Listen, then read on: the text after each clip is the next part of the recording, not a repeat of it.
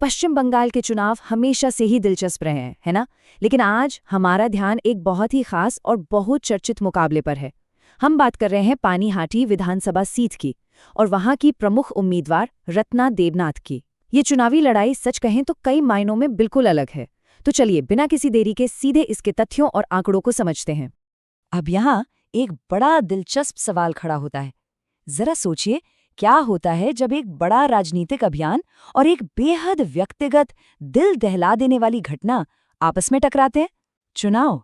भाई, चुनाव सिर्फ नीतियों या वादों के बारे में तो होते नहीं है। ये अक्सर इंसानी भावनाओं और लोगों की निजी कहानियों से भी गहराई से जुड़े होते हैं। ये सवाल हमारे लोकतंत्र के एक बहुत ही जटिल हिस्से को सामने लाता है। जब वोट डालने का समय आता है तो एक उम्मीदवार की राजनीतिक पहचान और उसकी अपनी दर्दनाक कहानी दोनों को तराजू में कैसे तौला जाता है? सच में ये चुनावी रुझानों को एक बिल्कुल अलग और मानवीय नजरिए से समझने का मौका देता है। इस पूरी स्थिति को गहराई से समझने के लिए चलिए पहले कुछ बुनियादी बातों को एकदम क्लियर कर लेते हैं। हम बात कर रहे हैं पश्चिम बंगाल विधानसभा चुनाव के परिणामों की और हमारा फोकस है बंगाल का पानीहाटी क्षेत्र। यहाँ से भारतीय जनता पार्टी यानी बीजेपी के टिकट पर उम्मीदवार हैं रत्ना देवनाथ। अब देखिए, इन बेसिक फैक्ट्स को एक साथ देखना इसलिए जरूरी है ताकि हमें स्पष्ट हो जाए कि हम किस राजनीतिक परिदृश्य का विश्लेषण कर रहे हैं। ये सिर्फ एक नाम या एक जगह की बात नहीं है, बल्कि एक पूरी चुनावी रूपरेखा है जिसे समझना आगे की चर्चा के लिए बहुत जरूरी है। इस मामले में एक बहुत ही गहरा और दोहरा संदर्भ देखने को मिलता है। एक तरफ एक अत्यंत संवेदनशील व्यक्तिगत पृष्ठभूमि है। उम्मीदवार आरजीकर पीड़िता की मां है। जाहिर है, ये एक ऐसी पहचान है जो गहरी मानवीय संवेदनाओं और एक बहुत बड़ी सार्वजनिक त्रासदी से जुड़ी है। और वहीं दूसरी तरफ उनकी एक स्पष्ट राजनीतिक पहचान भी है। वो एक प्रमुख राष्ट्रीय पार्टी बीजेपी की उम्मीदवार हैं। यहाँ ये तुलना किसी का पक्ष लेने के लिए नहीं की जा रही है, बल्कि सिर्फ इस बात को निष्पक्ष रूप से समझने के लिए है कि कैसे एक इंसान की जिंदगी का एक बेहद दर्दनाक हिस्सा और उसकी औपचारिक राजनीतिक संबद्धता दोनों ही उसकी चुनावी प्रोफाइल का हिस्सा बन जाते हैं। ये चीज़ इस उम्मीदवारी की गंभीरता को पूरी तरह से सामने ला देती है। अब ये देखना सचमुच बहुत दिलचस्प है कि ये सारी बातें चुनावी आंकड़ों में कैसे तब्दील होती हैं। जो वर्तमान रिपोर्ट्स आ रही हैं, उनके मुताबिक वो पानीहाटी में पीछे चल रही हैं, और ये एक बहुत ही बड़ा कॉन्ट्रास्ट है।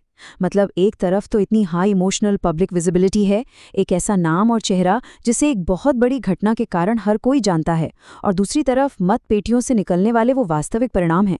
ये हमें याद दिलाता है कि जनभावना और चुनावी गणित ये दोनों हमेशा एक ही दिशा में नहीं चलते।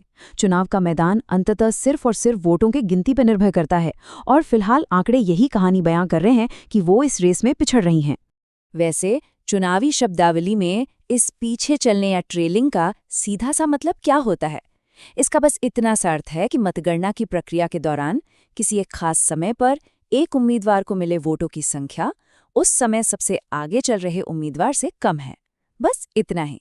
ये कोई अंतिम परिणाम नहीं है, बल्कि समय के एक विशिष्ट क्षण का स्नैपशॉट है। चुनाव परिणामों की रिपोर्टिंग कुछ इसी तरह काम करती है, लगातार बदलते आंकड़ों के बीच स्थिति का सटीक वर्णन करना। इस बात को ध्यान में रखने से किसी भी चुनावी रुझान को एकदम सही परिप्रेक्ष्य में देखने में काफी मदद मिलती है। अगर हम मूल रिपोर्ट की हेडलाइन पर नजर डालें तो वो इस पूरी चर्चा का एकदम सटीक सार पेश करती है।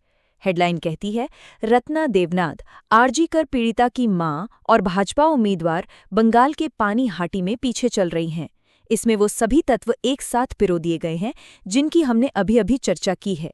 व्यक्तिगत त्रासदी, राजनीतिक पार्टी का नाम और चुनावी रुझान, ये तीनों चीजें पब्लिक रिकॉर्ड में एक साथ कैसे जुड़ गई हैं, ये इस एक वाक्य से बिल्कुल स्पष्ट हो जाता है। ये दिखाता है कि कैसे चुनावी रिपोर्टिंग में किसी उम्मीदवार की पहचान को उसके मौजूदा प्रदर्शन के साथ जोड़कर देखा जाता है। देखा जाए तो ये सिर्फ एक हेडलाइन नहीं है, बल्कि एक ऐतिहासिक रिकॉर्ड है कि इस खास समय में राजनीतिक और व्यक्तिगत पहचान का चुनाव परिणामों के साथ कैसा तालमेल रहा।